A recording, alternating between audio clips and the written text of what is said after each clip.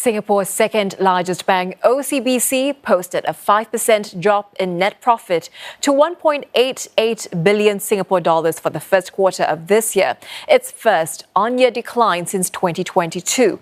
With that, it wraps up the first quarter earnings season for Singapore banks, with UOB reporting flat growth in net profit, while DBS logged a decline.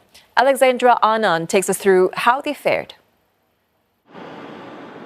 Lower net interest income and higher operating expenses pushed down net profits for OCBC, but the bank has maintained its financial targets for this year. Like its peers, it has also set aside increased credit allowances to the tune of $212 million to buffer against heightened global uncertainties. You're looking at a similar story across the board where the banks are really trying to maintain their earnings, year on year at least, maintain it relatively flat, right? And they're putting whatever excess they have into these general allowances, general provisions. And this is to provide that buffer in case something happens in the second quarter, third quarter, or even the fourth quarter.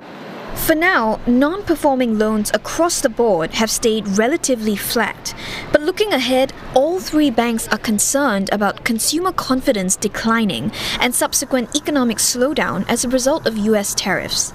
Expected rate cuts by the US Federal Reserve could also pressure their net interest margins, which is a key gauge of profitability.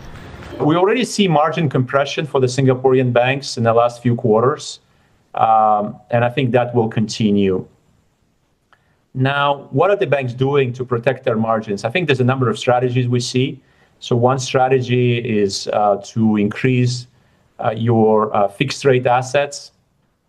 So then when rates go down, you still have a predictable income stream. Still, analysts say Singapore banks are well positioned to weather ongoing trade uncertainties and maintain their dividend payouts to investors.